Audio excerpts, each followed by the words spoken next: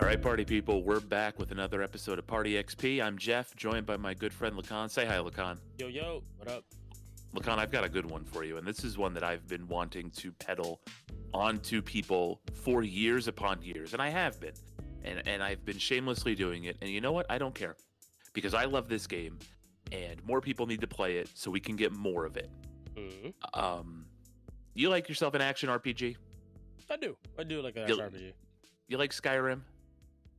Yeah, I actually haven't played Skyrim since it came out. like, That's fine. Because you know what? After you play this, you're not going to. You're just going to want to play this. And what I'm giving you to play for this period here is my beloved 2012 action RPG, Kingdoms of Amalur Reckoning.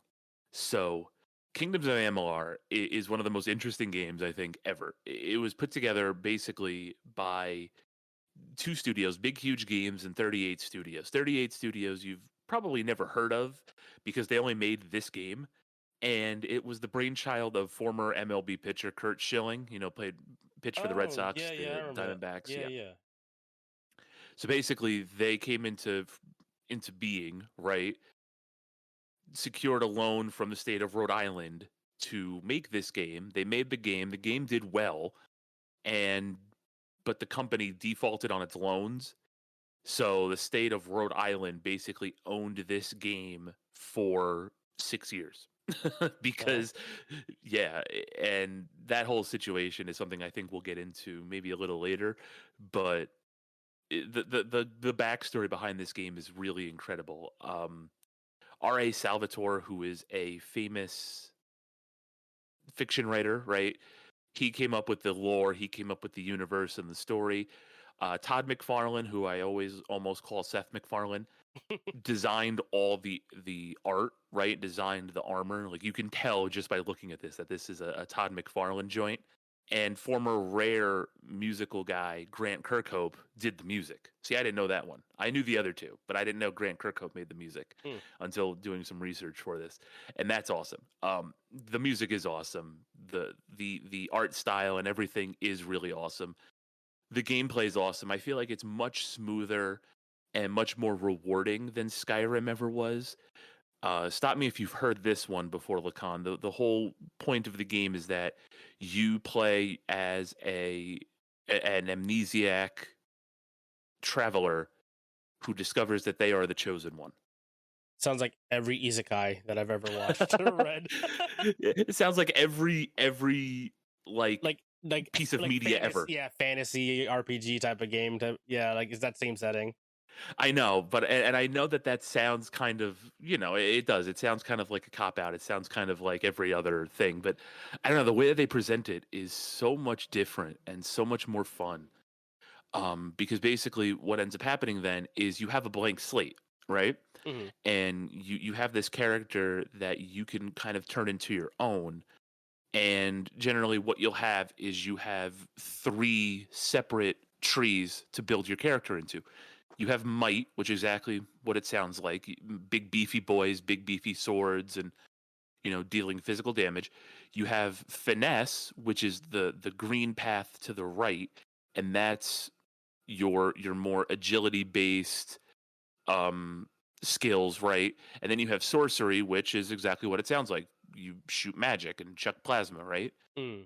But what you can do is you don't have to put all your points into one. You can kind of mix and match the different talent trees based on how you feel, and you get basically a tarot card that empowers you based on how you want to play. So the game doesn't punish you for putting 10 points into might, 10 points into finesse, 10 points into sorcery. It'll actually buff you with a special tarot card. That being said, though, if you want to go into like all might, you'll find that the end of the road skills are pretty good. But still, you can play this game basically however you want, and that's something that I really enjoyed about it, I think. And just everything about it, the atmosphere, the quests. This is a game with so much story. Sometimes you get those games where you don't really care about the story. This isn't one of those. For whatever reason, I really got into the story, and I'm really excited to have you play it and kind of get into the story.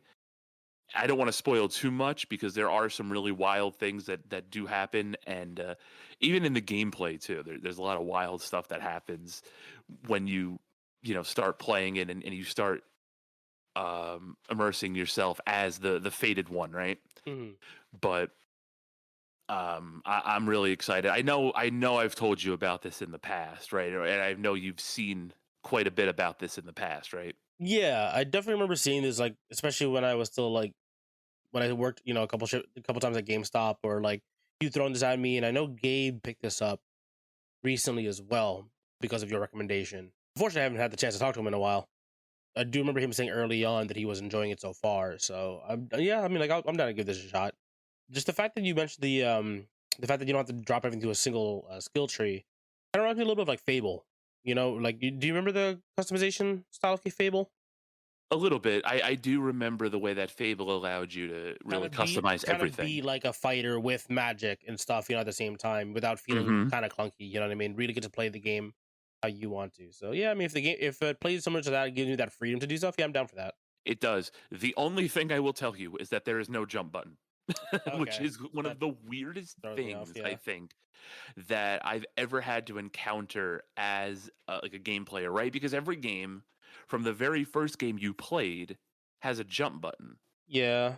I mean, like, well, we just played what's it called? We just played uh freaking Killer is Dead. There's no jump button there. Yeah, I guess that's Yeah, true.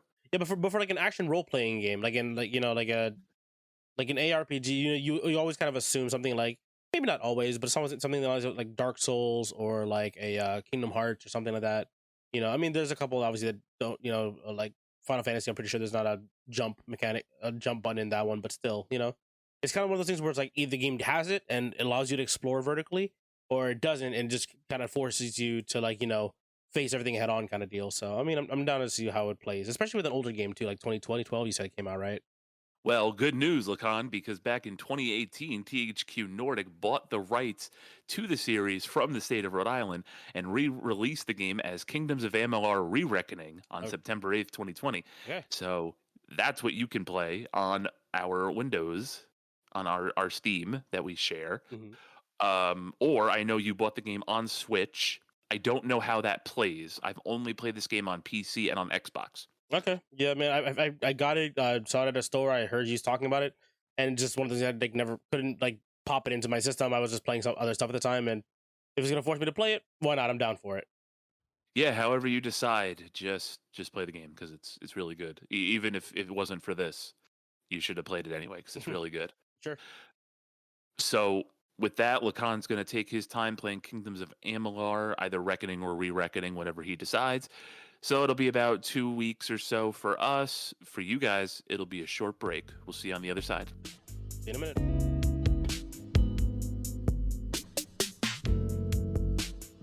All right, Lacan, you've had a chance to give Kingdoms of Amalur a whirl. What do you think? Oh man. Okay. So just a heads up here. We had a little bit of time to cut to allow me to like really get into this game. This is a bit of a this is probably the longest game we've had either of us play so far, right? Sorry. And it's fine. It's a relatively enjoyable experience. Oh, good. Remember how I said before it reminds me of Fable? Yeah.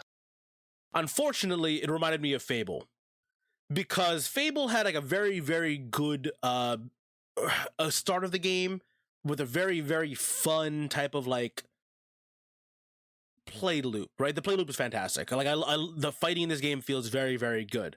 Unfortunately, like Fable, the end story, like this ending of the main story, I could not give a damn about. Like Uh-huh. it sucks because like it's like I enjoyed this game a lot for the most part, but the story I couldn't. I like there's so much in the writing, right? Like the writing's not bad, it really isn't. But like I had a little bit of difficulty getting really pulled into the world. There's so many races, and there's like a weird hierarchy slash racism thing going on at the same time, right?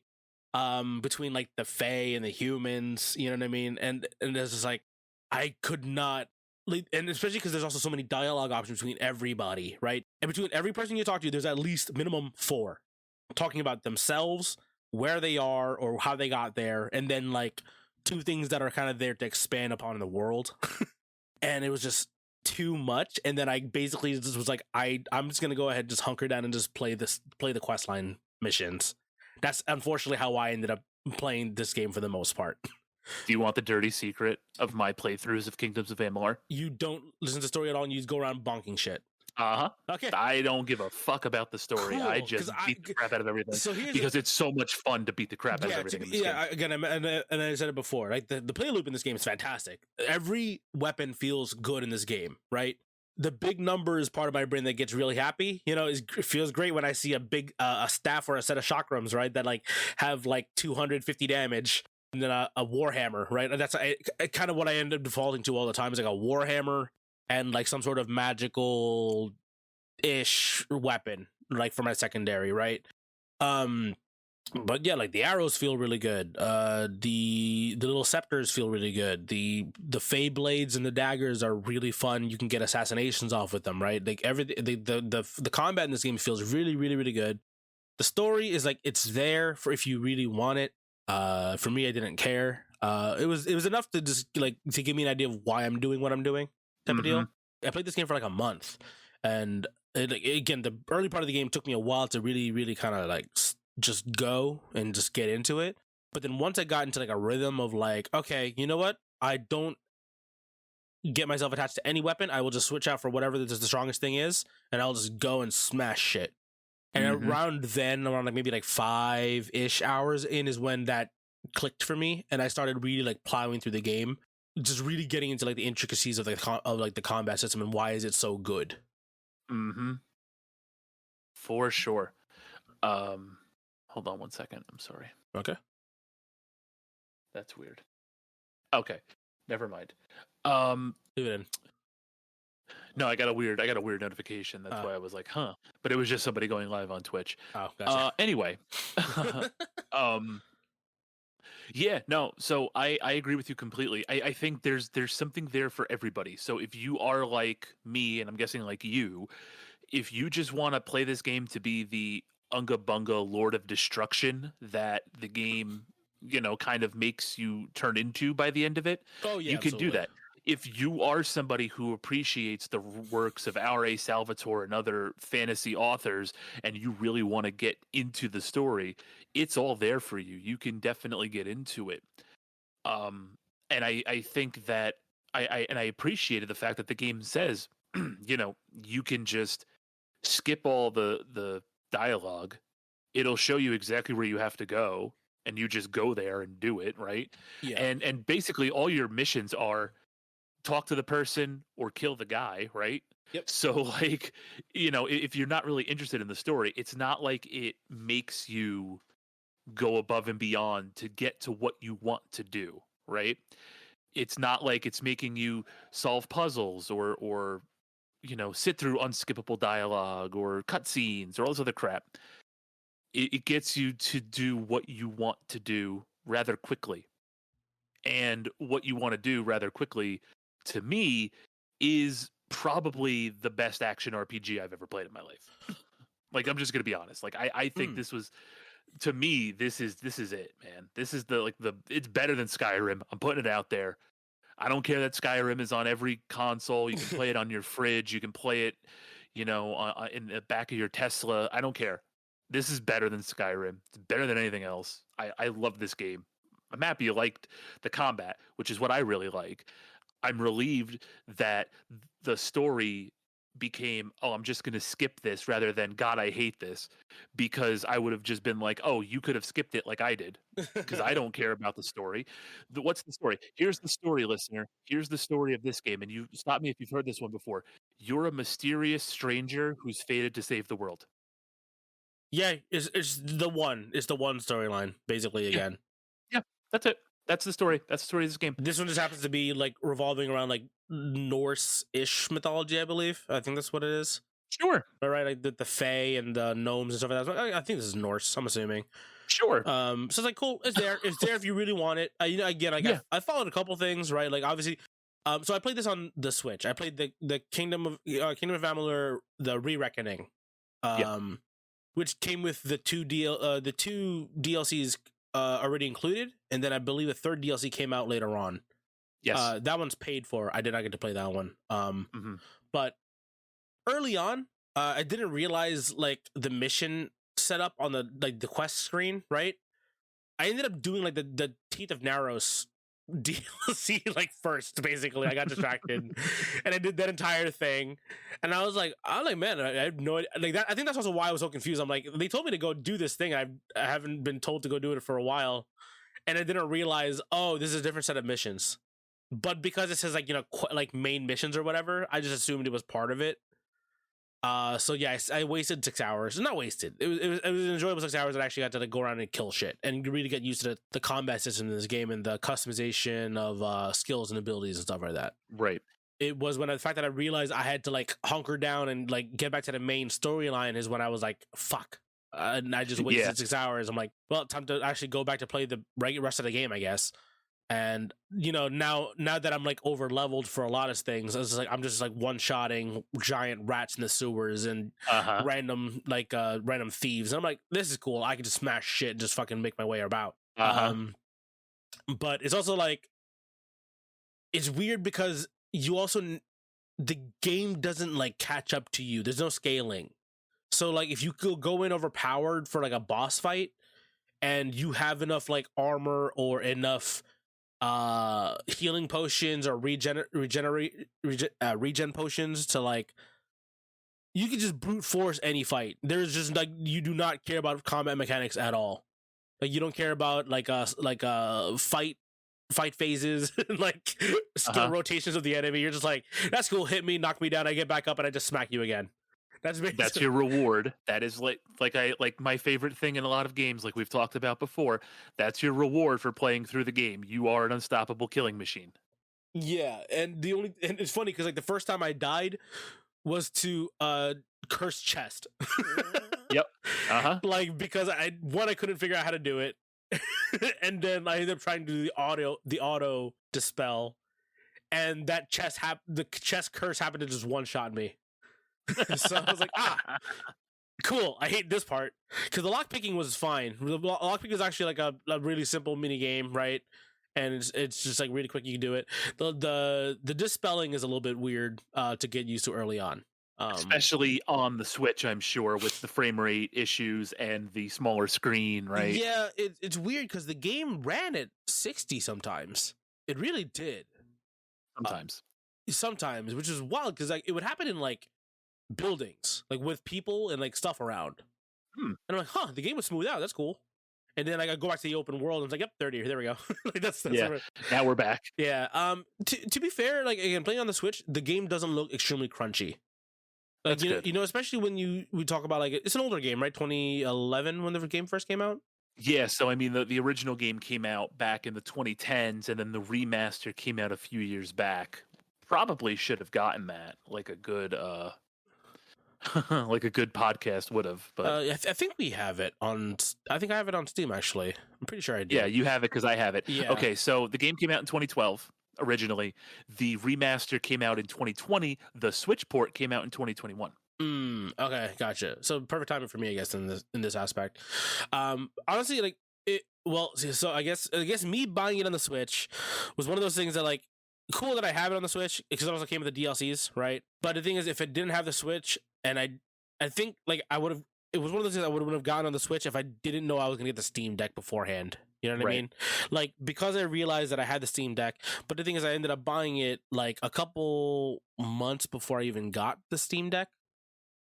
Like I found it like a pre-owned copy for the Switch for like $15. I was like, I'll buy it. Why not? Right? Because you talked about this game before, and it was like one of those things like I'll get around to this game eventually, and then you forcing me to get to it basically by forcing it on me. Oh, forgive me. Sorry. Yeah, and honestly, thank you because again, I was one of those games that like I would never would have gotten around to because of just like how much other stuff I'm playing, especially at the moment.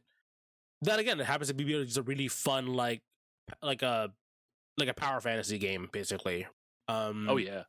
Yeah, because again, I mentioned it's like it very much so felt a lot like Fable, right? Where you can be like a spell casting, warhammer wielding or broadsword wielding, like unstoppable force, basically.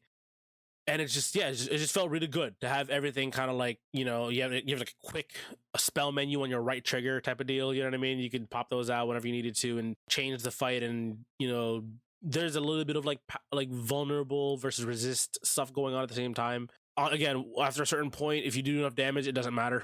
you just smack shit with your hammer, everything dies. But yeah, like there's a couple things I really enjoyed in this. There's a lot of things that I really enjoyed in this game. Again, mostly the combat stuff. The art style is pretty good. Like the art direction of it is pretty good. Like the big sweeping cities you would get into in the later part of the game were very pretty, even again on a Switch.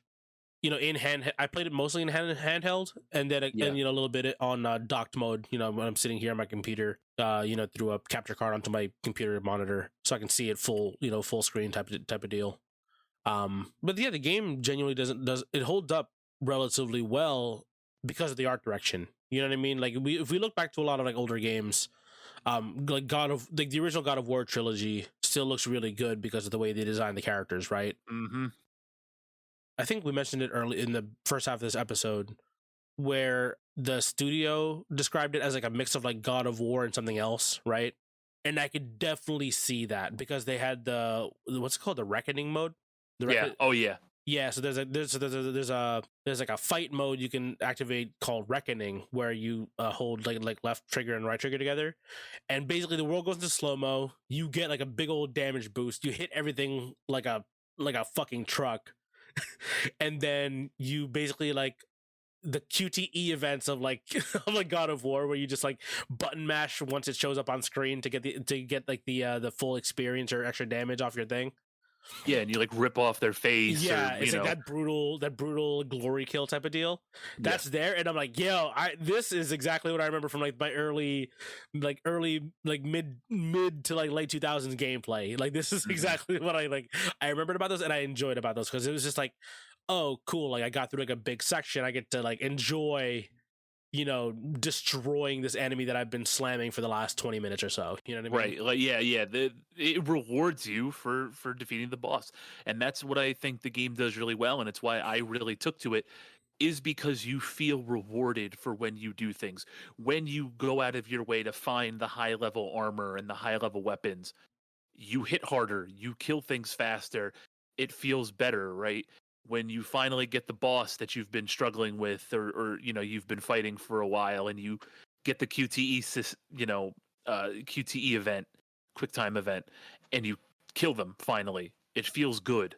It feels good to go into reckoning mode and just wreck house. Everything feels so good in this game, and I think that's why I really took to it. You mentioned the what is called the fate system, right? So in the game, you have sort of 3 talent trees that you can go down and mix with one another. So you have the red path, which is basically like your physical attacker, big armor, big sword, physical attacks. Your buffs kind of play along with that. The might tree, yeah. Might, correct. And then you have the middle one, the blue one, Sorcery. which is sorcery, magic based, of course. Your buffs also reflect your ability to deal more magic damage, recover your mana, and defend things yourself. like that, and defend yourself, right?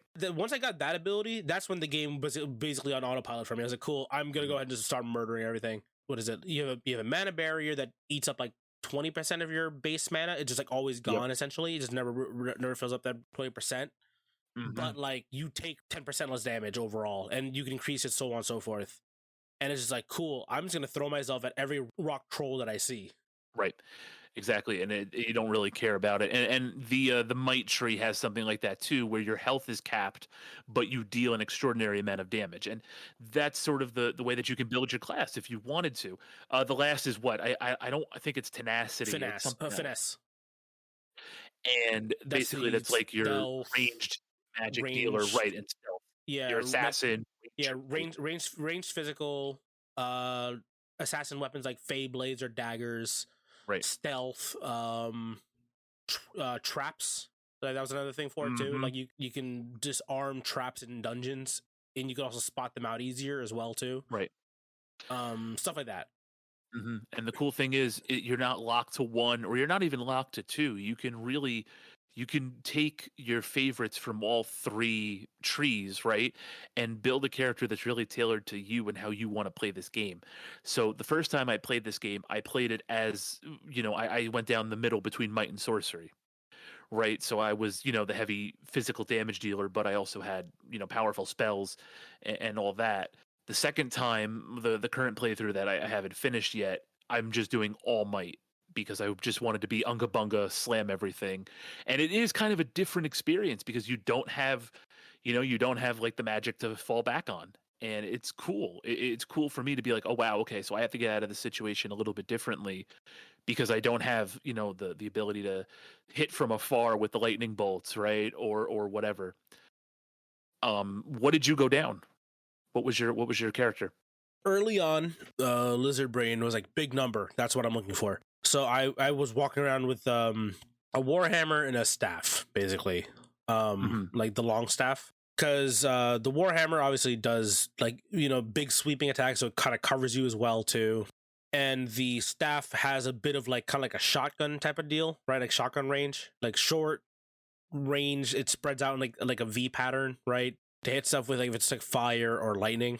I did that for the most part of the game, and then around like midway, not even like maybe like a third of the way through, I found a really good set of Fey blades, which are like the fairy daggers essentially, right? They're dual wielding daggers. Yeah, basically. it's weird because like there's also like regular daggers in this game, and they act the same. They do the same thing, but one's faster somehow. So it like the animations are different, which is cool, right? The fact that they give everything different animations anyway, even though they essentially act the same. But I found a really good set of Fey blades and a really good set of chakrams. So the throwing rings basically, right? Xena fans rejoice. Yeah, so I was basically I went around like the finesse style for a little while. Like I was like, okay, I'll drop a couple points into stealth and just get free assassin kills, so I can just kind of like instead of having to smash my face through enemies, which I still could do because my armor was still really high. It's funny because I'd be this giant, like colossus looking motherfucker, just like sneaking around, just stabbing people in the back, basically. And then like I switched back to like having like a warhammer and chakrams, and then like Fey blades and a staff, just something with like just whatever had the highest raw damage at the time. And then I ended up settling back into the warhammer and staff, long staff again, just because I think that's just like what I like. I mean, I'm a big dude. I've always played like tanks or like bruisers in like a lot of things that I play, right? So I kind of just ended up falling back into the rhythm of like, you know what, I like big unga bunga stuff. So I just went with those two. But I do keep I keep a really good set of chakrams and a good set of daggers on me in my inventory. Keep that thing on you. Yeah, exactly. Keep that thing on me. Stay strapped, homie. Speaking of which, when I first started playing this game, that's totally what I was going to do because I thought we would have guns, whether they would be like blunderbuss, right, or like old child guns, kind of like what Fable did. Yeah, but there weren't any guns, so I had to pivot, and then I ended up just going, like I said, might and sorcery here, and I also used the chakrams. I thought they were a lot of fun. Oh, the chakrams are great. I thought that was kind of like the closest thing to God of War and kind of like the Blades of Chaos, where you have sort of like this long-ranged weapon that always comes back to you. Yeah, that always comes back to you type of deal. Yeah, no, absolutely. And it's funny because towards the end of the game, I looked up a couple things after the fact that after I'd beaten all the missions, right, all the mainline missions and the 2 DLC missions, right, and I found out you can break the game because I was wondering what the hell was it physical resistance means, and obviously there's it's damage resistance and like physical resistance, right, in the game. Right. Apparently, resistance is if your character essentially how your character reacts to getting hit. Apparently, if you bring it up to 100, your character doesn't flinch. And you'll still take damage, but good to know. Yeah, apparently that's the case. I never got around to trying it because I never found enough of the high end crafting materials to just raise my resistance, my physical resistance all the way up. I don't know. I'm assuming it's a design thing where they just didn't see people trying to break the game, right? But then people will do so if you allow them to do so. So people after the game had come out, and this, the cult following that this game absolutely has still on, even to this day online, right? There's community boards for it on Steam, and there's people on Reddit and on like other game forums, stuff like that. They're just talking about like, here's how you do this build, and here's how you break the game essentially for yourself, which some people enjoy, some people look down on, right? The game is literally meant to be played however you want, so do that. Exactly. A game with so much customization gives you this ability to do this, and it's not like it's given to you for free. You like you said, you have to go get a certain set of armor that gives you enough physical resistance, right, to not have to worry about getting flinched. So it's not like it's given to you. No. Like anything else, you can break the game, but that's if you want to go through all of this to do so. And by the time you get all this gear, you probably could have just beaten the game regularly, right? Unless you're playing it on like very hard or something crazy like that. Yeah, basically. I guess that's what I'm assuming, like when the game got a little more difficult. So I played this game on like normal. Right. I had a pretty fun run around about it. I'm sure that if I played it on a harder difficulty, I could have more like not as many brain off moments, right? But that being said, What's the fun in that? Yeah, I like, as much as I enjoy like difficult games, right? I haven't played one in a while, but I am a Demon Souls fan.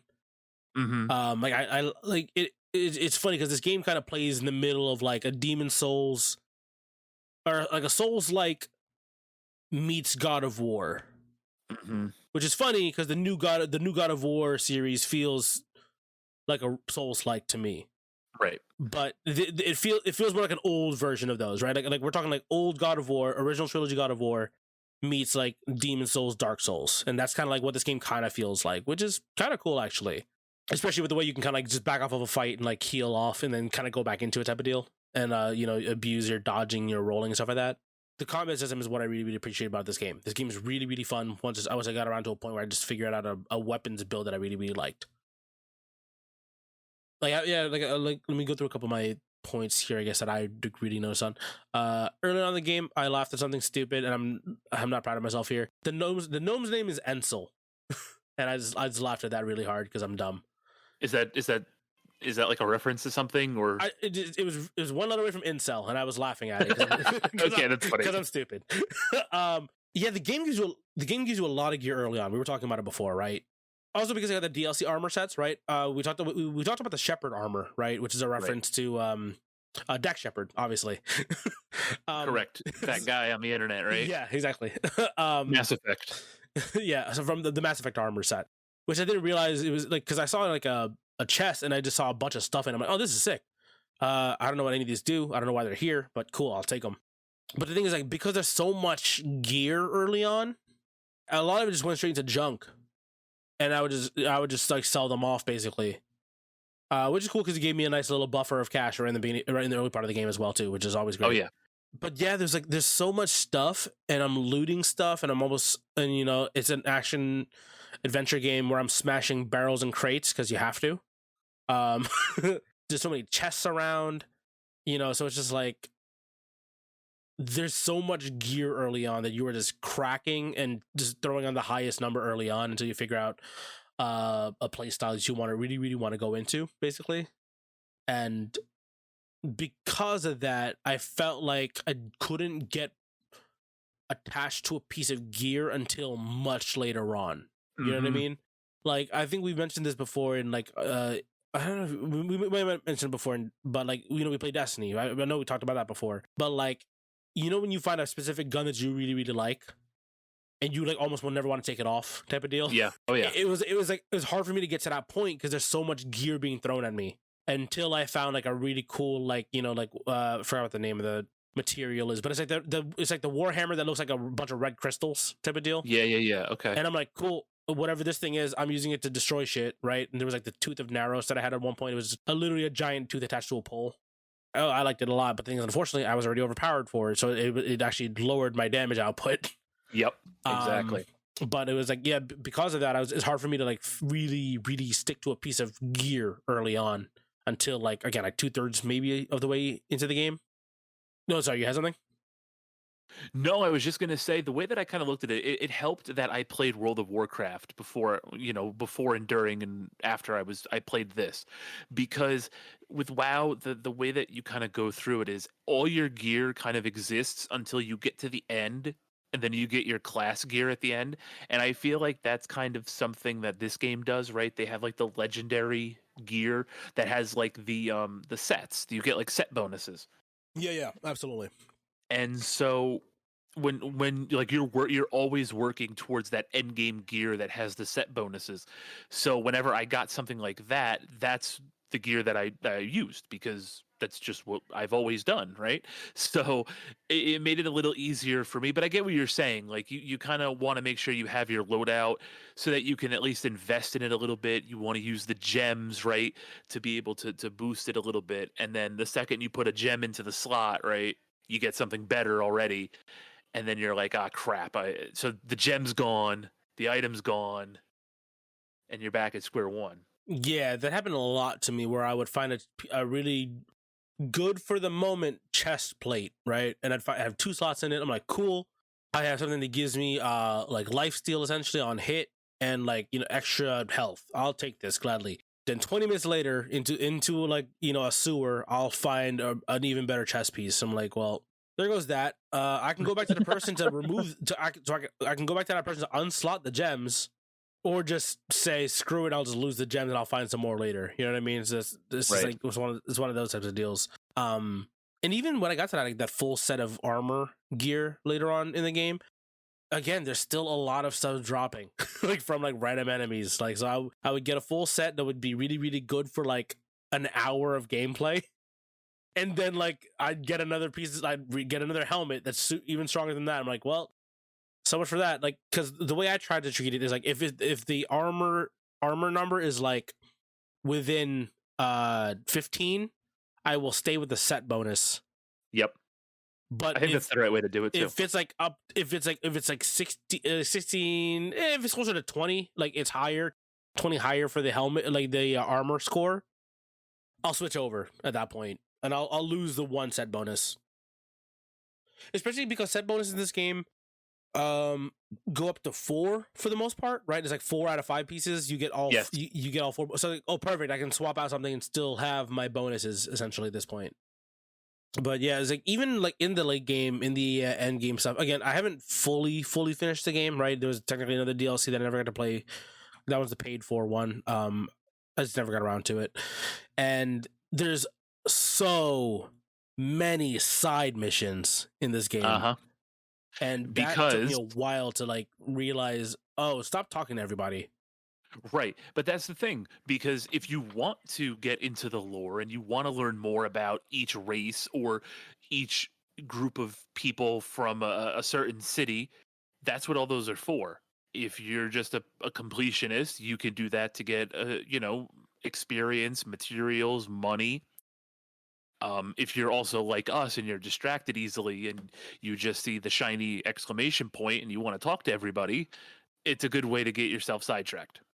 Yes, because at one point I had like 30 side missions. Oh yeah. And I'm just like, when the hell am I going to get through all this?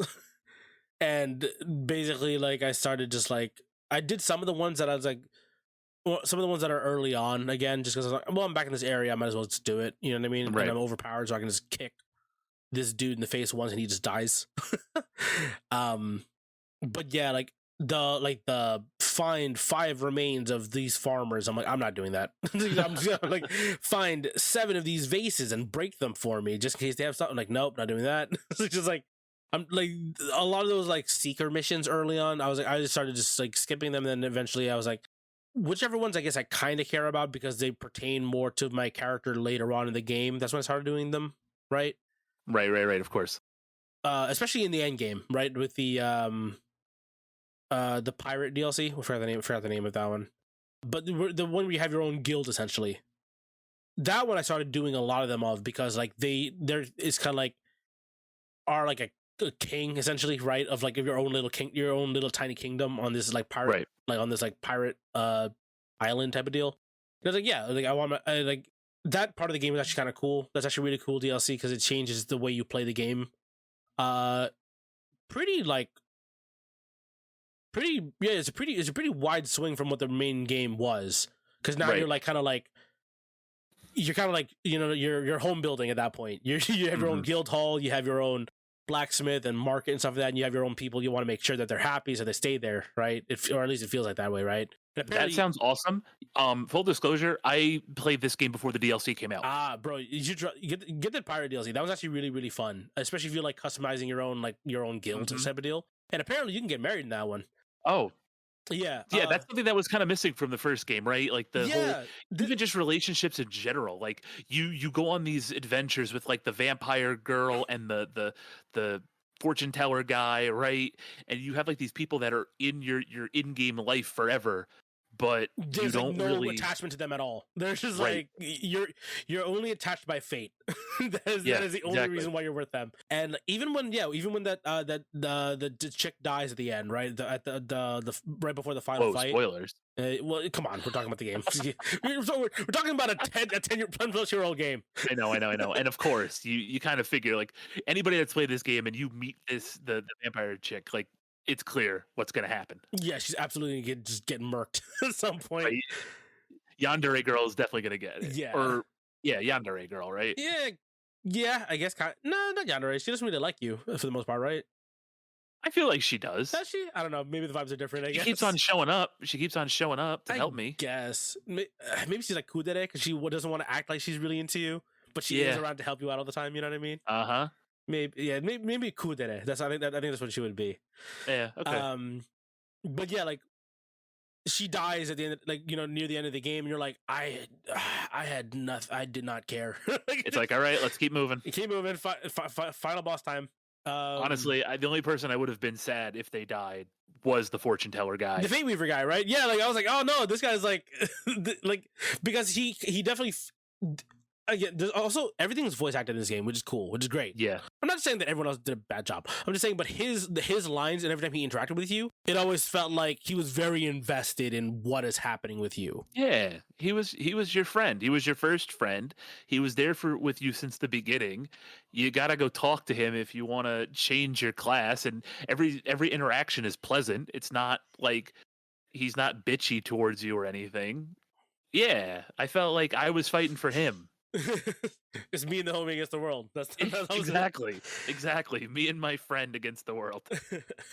Yeah, as you said, like it felt like that was a little bit missing from like the relationship part of the game. Like that was like the one thing you kind of like wish there was in the game, right? Yeah, like definitely. Even like again, like Fable, the original Fable. Like the whole point of that game was like you find a wife or a husband, whatever you can make your character gain that one. You buy a home and you buy like other properties, and then essentially that becomes your engine, right? Like you just get money from that point on. In this game, your engine is so the pirate DLC, you have that a little bit because you can send your diplomats out for trades for materials or stuff like that, which is kind of cool.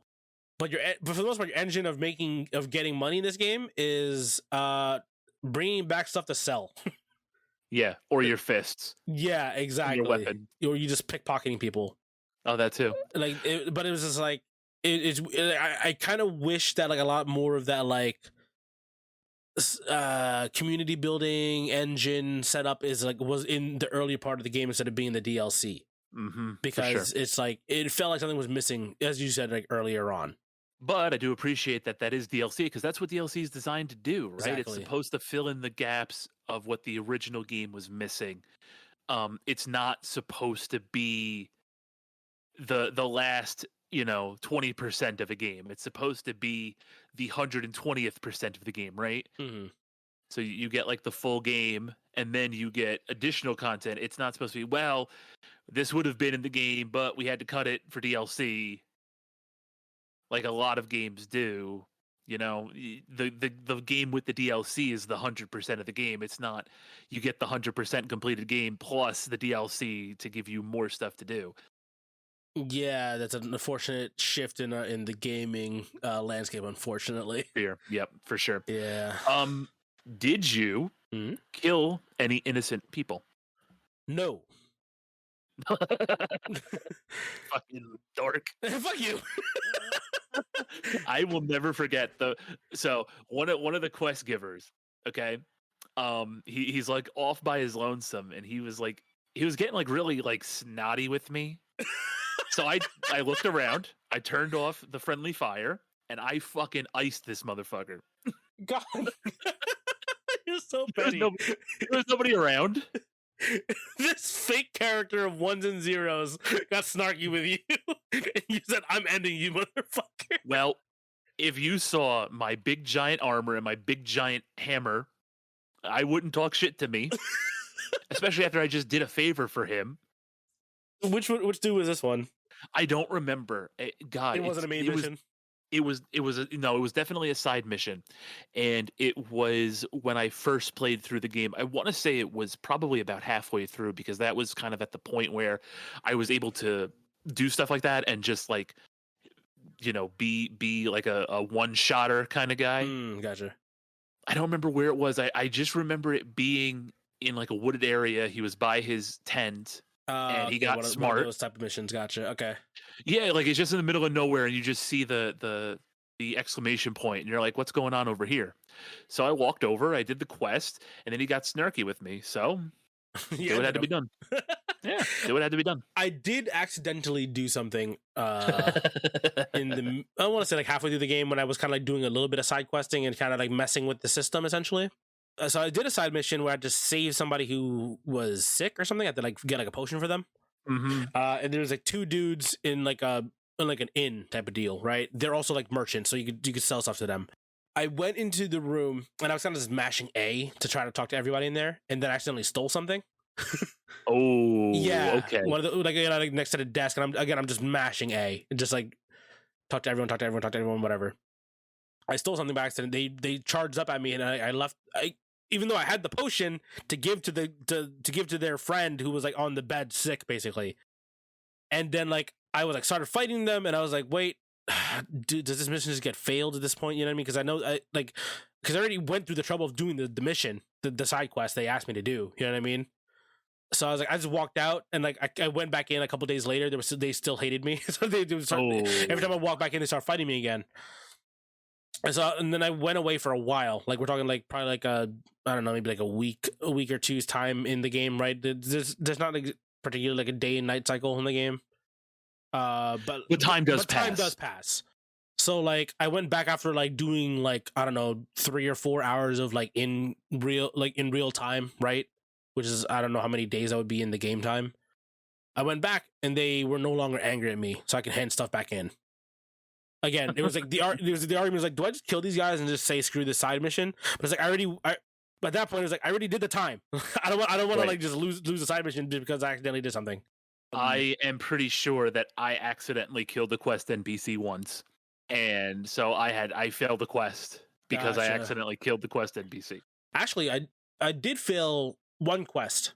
So those like weird kind of like escort quests, but not really escort missions at the same time, where like somebody will come and fight with you. Yes. I assumed they were invincible because they're not really doing anything. You know what I mean?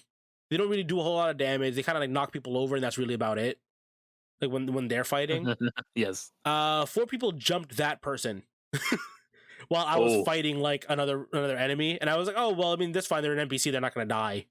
And then I just see like the mission failed thing show up on the quest with the quest, the left side of the screen. It's like, your quest giver has died. Mission, like, this quest has been failed. I'm like, what? I look back and there's just 4 people coming after me now because they killed the person I was escorting. There's just dead, lifeless body there, just destroyed. I didn't realize that, like, because again, like, there's so many of those missions where, like, then NPC will walk around with you, right? And like fight stuff with you.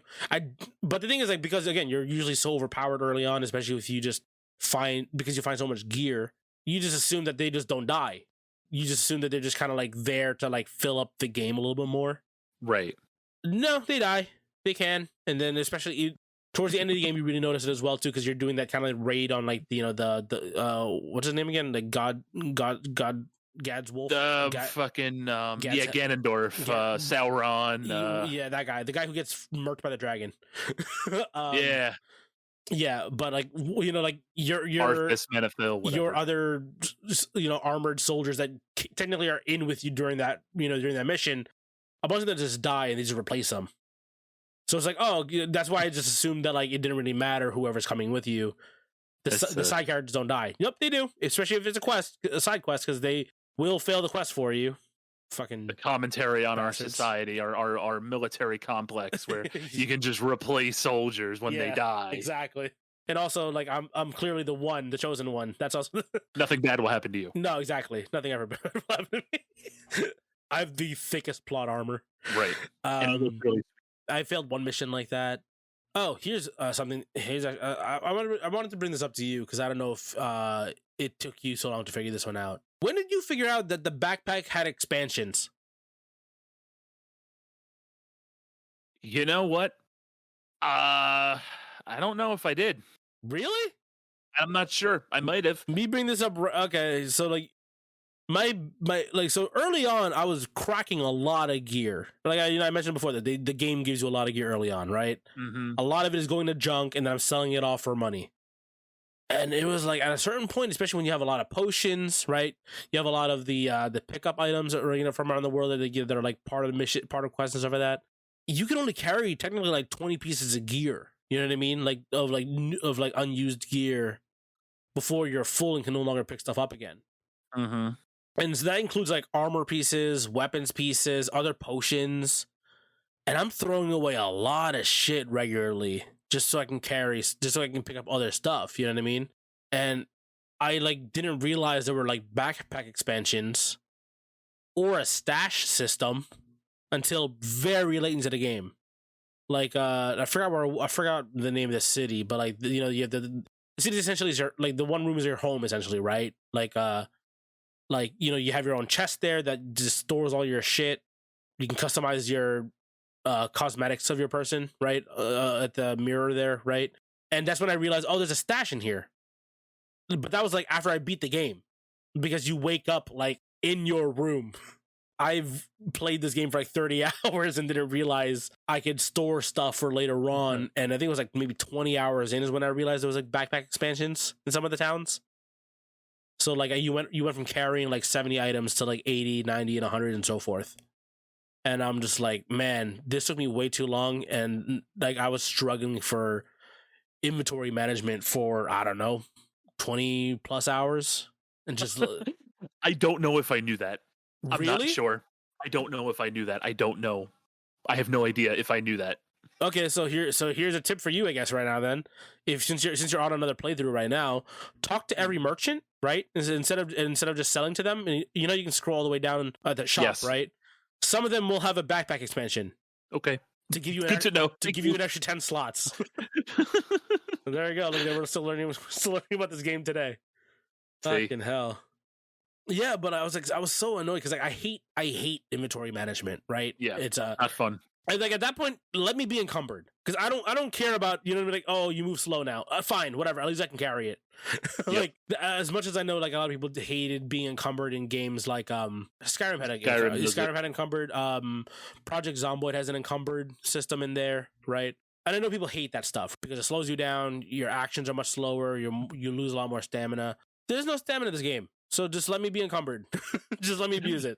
Visual meme, Lacan is Mr. Mackey in his office during the hoarding episodes and has an entire office filled with shit he doesn't need. I might need it later. Don't you touch that. Don't you touch that. Okay? Don't you touch that, okay? Don't you touch my chakrams, okay? I'm going to need those later, okay?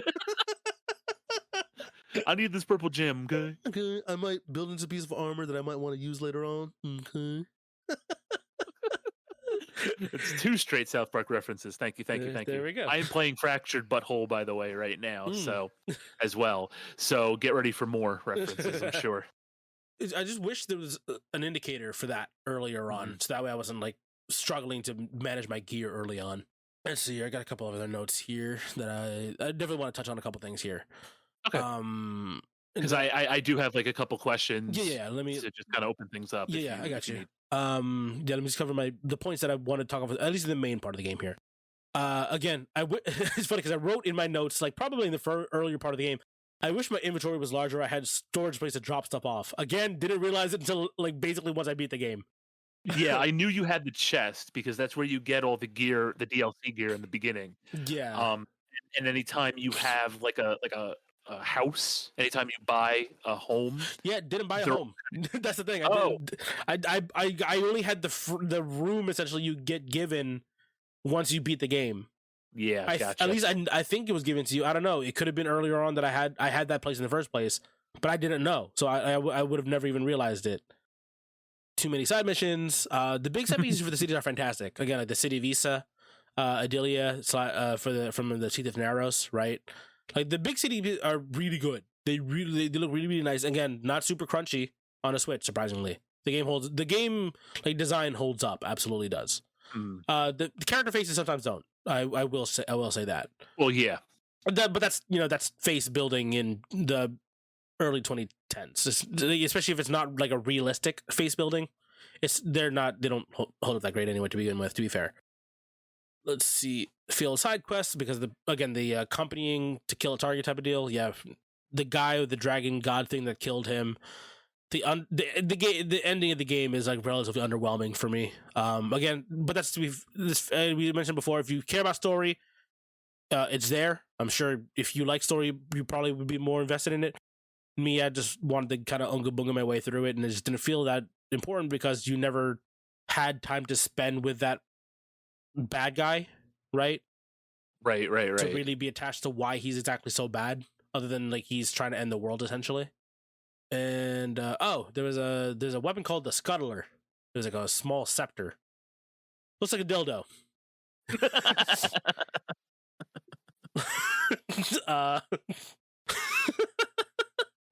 Let's see. The final boss of the pirate area, again, just because I'm assuming I'm over leveled at this point, very easy to kill, which is also confuses me because you beat the game relatively like quickly if you like don't really do a whole lot of the other side stuff, and I'm still like overpowered to that point, I think, even doing that part, right? But I have a lot of fates to unlock still. Like, oh yeah, I have like I'm at like 41 points into might, 29 points into sorcery, and like 26 points into finesse or something like that. But there's still like a fuck ton of cards to unlock to like, because you can get the ones where you dump all into might, all into sorcery, all into finesse, or you do like mix and matches of two classes, or you do the all three, like the jack of all trades builds, right? Remember too that you also get fate cards from doing missions. Yes, as well. Yeah, you get the world saver card or some shit after you beat the game.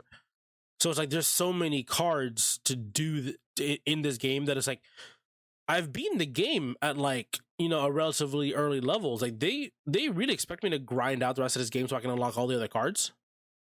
If you want to, if not, I mean, I guess, right? But it feels weird because again, like at that point, I'm going into DLC already overpowered. Like I would hope the DLC was going to be more difficult. You know what I mean? I guess maybe if you're playing on like a harder difficulty, right, you have to kind of grind a little bit more, right? You want to like actually kill some more stuff, level up a little bit more, and be a little bit. It almost requires to be like over level just to be on even playing ground against like harder enemies, I guess, in harder difficulties. But for me, because I was playing on normal, I just felt like the power fantasy was there for me to just enjoy. Now I want to play it again. I mean, you're on another run. You might as well get back into it again. I know. It's on Xbox though. I want to play it. I bought it on PC. I want to play it on PC. Yeah, PC. Yeah, you should just start it up on PC. But yeah, I guess that's all really the main points that I wanted to cover, I guess, essentially. Mm-hmm. And I guess one other thing, one minor technical thing here.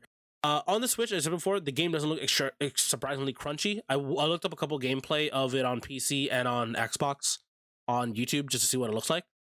It looks relatively, again, it's clearly like a early 2010s game. Yep. With a bit of a remaster later on down the line, right? And you're still dealing with an older like character mesh network, right? I did have weird audio cuts though on the Switch, which is unfortunate. Ooh, because that does suck. When Talera, the chick with the spear, like yes. the big old spear of fate or whatever you want to call it, I don't know. It's the spear of the ultimate of the gods that helps you save the world spear. When she throws it against the Balor, unfortunately during that like big climactic scene, there was just no audio, and I was like, oh well, there goes that. Unfortunately, I had some weird like audio cutouts during my gameplay. But for the most part, that was like really it. Like, the game ran surprisingly well on the Switch. I was just gonna ask, what would you change anything about the game? Um, allow me to get married earlier. Okay. It's just like, I don't know what it is about that stuff, but like especially in Fable, right? It's immersion. It's It's immersion. immersion. It's something for me to do to really get immersed into the story. That's basically it. Mm-hmm. Like it made me feel like there's something for me to be doing. Why? Like do it for her. You know what I mean? That's Yeah. exactly what it is for me. It's like just do it for her. I'm saving the world for her. It's not just like I'm the chosen hero of time or whatever. Like, Don't just do it for fortune teller, bro. yeah, exactly. But even though I would do it for fortune teller, bro. But like give me like a wife to do it for as well too. I don't know. I guess just more of those immersion tricks. You know what I mean? Yeah. Because again, like if all of your gear so early on is disposable, and sorry if you hear my dog freaking out in the background. Okay. Because like all of my gear is essentially disposable because I level up so quickly, right? And because there's almost too much of it, and there's almost too many side missions if you like get distracted and not even like get immersed. I'm getting distracted personally. Like, and I understand that like a lot of the conversations are like especially with all the dialogue options for everybody, right? Like not even the dialogue options, but it's more like they all have like 3 or 4 things to talk to you about, which are meant to expand the world for you. If it's just given it to me in like text and voiceover, I appreciate that it's voiced over, but it's just exposition dumping. You know what I mean? Yeah. There is a lot of exposition in this game. I would like a little bit of something to bring me into the game more, to let me customize this. Yeah, I say that, but we've already covered the fact that this game is infinitely customizable in terms of gameplay. But Right. like there's just nothing here to really like let me be like, this is why I'm doing this, aside from me being the chosen one. Right. There's nothing that immerses you into the game that you actively want to participate in if you're not interested in the story. Yes. Which, probably, but look, the wide scope fantasy story really isn't for everybody, right? Yeah. Some people are in it for an awesome fantasy based action role playing game with big armor and big swords and big numbers and laser beams and all this other crap, right? Is this high fantasy? I don't exactly know where that line is drawn. I would just call it fantasy. Just fantasy? I don't know what the difference between fantasy and high I've fantasy heard the is. term, and I'm like wondering what the hell it actually means. So I was wondering if this like falls into that. I don't know. Because I just know it's like, a fantasy RPG. Game of Thrones and like Lord of the Rings is like high fantasy, apparently. So maybe like, elves. I don't know. I guess, right? So I guess technically that's why I was wondering if this falls into it, because like they're not elves, they're fae, right? So it's like they're kind of the same thing. There's like dark elves with the Tuathan, right? Yeah. So I was like, it kind of feels the same, just different names for everything. But yeah, like, and I'm not saying anything against the fantasy genre. Like, I like that stuff, kind of. Depends if it's well written or not. What really kept me going for this game personally was the combat loop, because again, the combat feels really good with every weapon. So I that's kind of like what helped me like really get through this game, because I couldn't get really pulled into the story. I think the issue with the game is that it's a standalone it's a standalone media entity, right? There's no book, there's no movie, there's nothing, there's not even a previous game, right, to sort of call back to. So basically you have to have all this wide-ranging fantasy lore put into one game, and that's really hard to do. Yeah. Right. So I think that's why there's so much exposition and why there's so much world building within these other side missions and the faction quests and all of this other stuff. I think that they did their best to kind of, like I said, if you want to be immersed into the world through the story, it's definitely there for you. But if you don't, there's not much more of an immersion option, even for like your character's race is concerned. There's no, like, I picked like not the humans, but like I don't know, like the Viking guys or whatever, Mm-hmm. right? But there's nothing about that outside of a note in the beginning of the game. Yeah, it's basically just an aesthetic thing. It's weird because like even during the character selection screen, it sounded like there's gonna be benefits for being certain like races and stuff like that, Right. but it don't think it like really did anything. At least I don't No. recall it anyway, like being really involved. So it's like weird. Like again, they had like a couple other systems there I think they were trying to do, but like it was never like fully implemented. You know what I mean? It reminded me of like I never played any of them. I've watched a lot of gameplay of them. I've never played them. But I even better. It's like D&D, right? You choose particular races because of the benefits that they have, right? Right. Or like if you was it Dragon's Age, right? Dragon's Age is like Yeah. is a Similar D&D like style this. game, or Baldur's Gate, where they they're essentially D&D in video game form, right? Every choice you make in terms of like developing your character, picking your race, and picking your class, and all this other stuff, it factors in. But in this game, you can do all that. You can kind of do a bunch of that stuff. But I have a Warhammer, so it doesn't matter. You know what I mean? It's like I can just shortcut everything and circumvent all of that stuff and just smash shit. And even with a lot of like the weird dialogue tree stuff, right? Like essentially it's like go up for like a positive reply, down for a negative reply. So basically you're being a nice guy or a dick. Does that do anything though? You know what I mean? I know. The only other thing is like if you level up persuasion, you get different options there. You get like an extra option in the middle, which like I guess sometimes it gave me, sometimes it didn't, and for the most part, like I didn't know what it actually did. Right. Like it just gave me another dialogue option. But right. Like, sometimes it did give you stuff though, but sometimes, but yes. you're right. But you're right. You're absolutely right. Like basically it is all just aesthetic. It's basically kind of like World of Warcraft where the classes or the races are basically aesthetic. They have some slight options. But really it's just the way you look. Yeah, what's the term I've heard? The illusion of choice? Yeah. Yeah, like again, like if that's the case, just remove that and give me a little bit more marrying early on. Okay, you just want to get laid in your game. Okay. Yes. And I want to be called Chicken Chaser. Yeah. Good point. AKA, I want to go back to playing Fable again. I know. I was kind of like thinking like, damn, I haven't played Fable in forever, and it was really good. Yeah, and again, like I said it before in the early part, and again I said it in the early part of this half of the recording, where it is like Fable in all the good and the bad ways.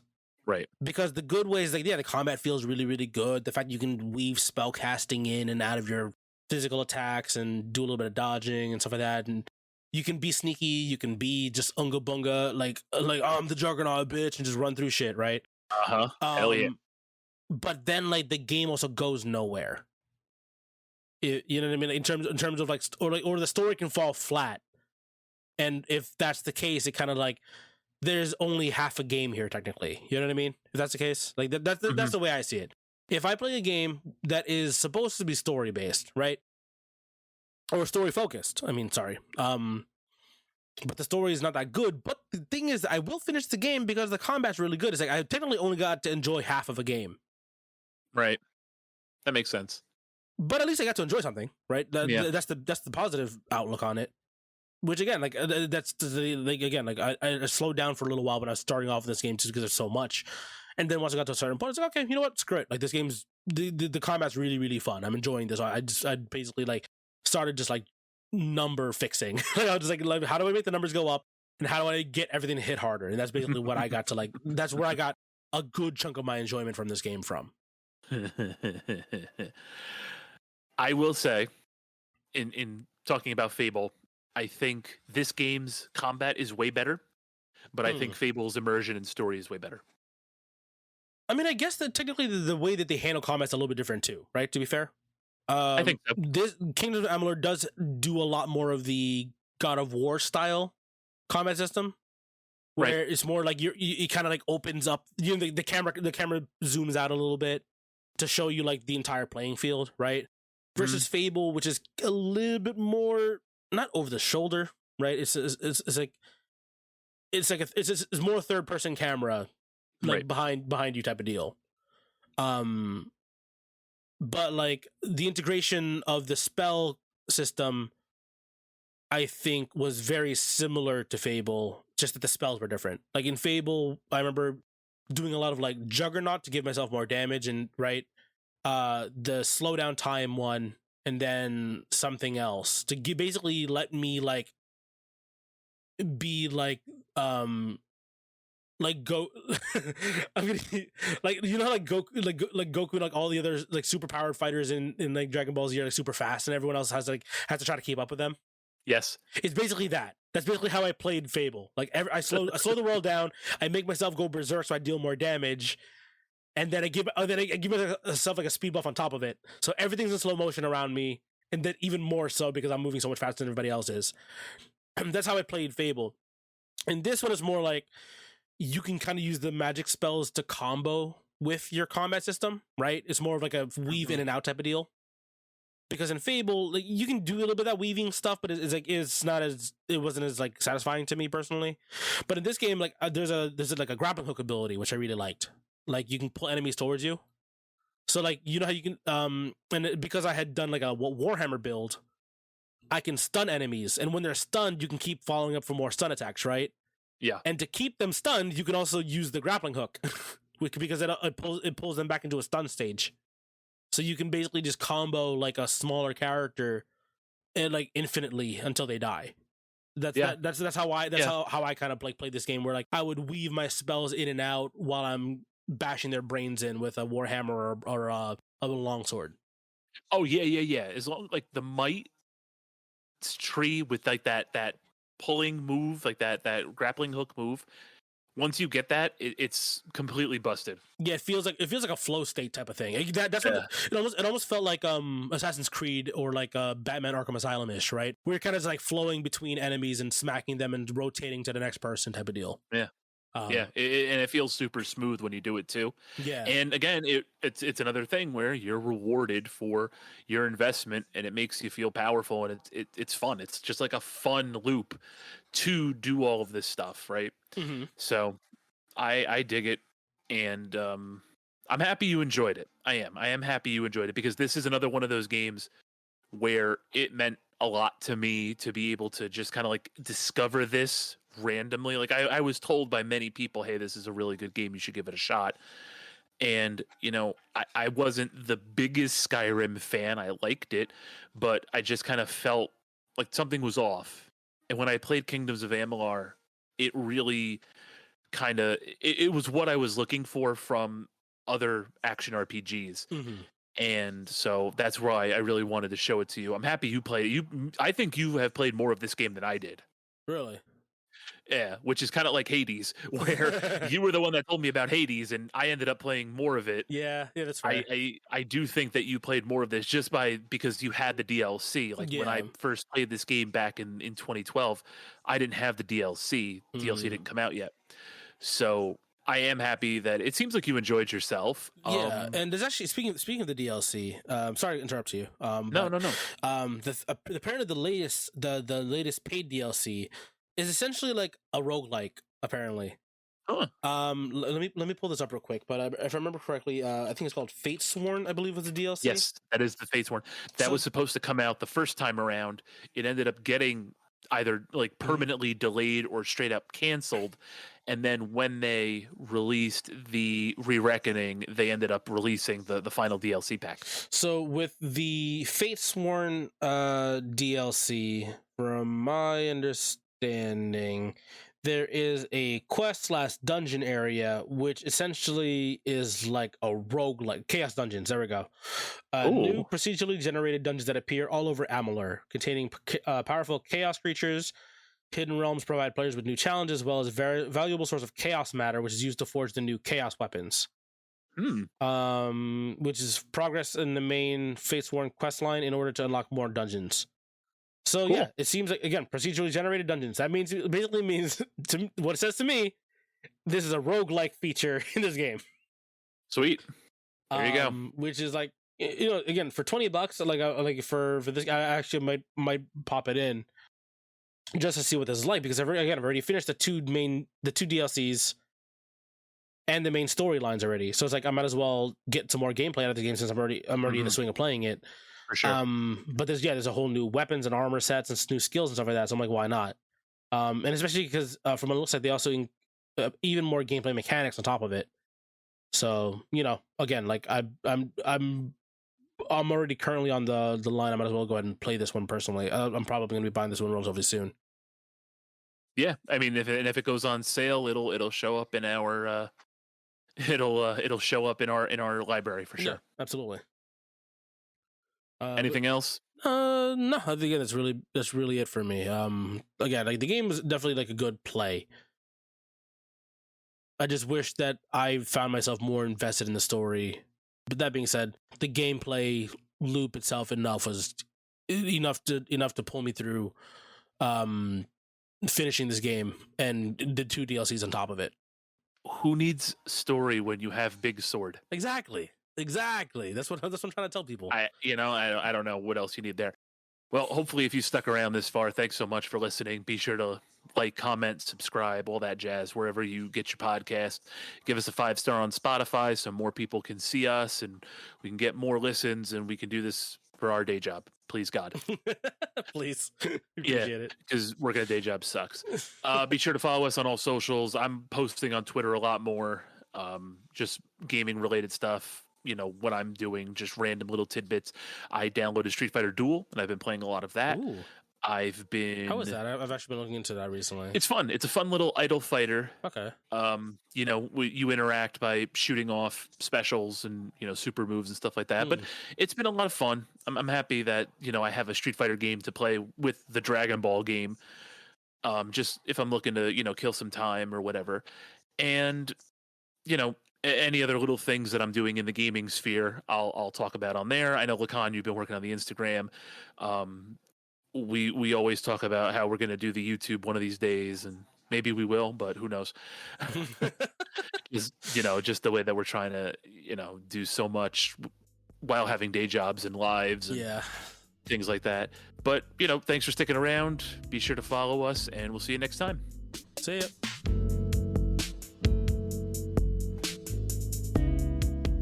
Fair, but I think oh god, hold on, I'm burping up Chopo. It's great, but I just shoved it in my face really quickly, so now my body's just like, what is this? You just woke up.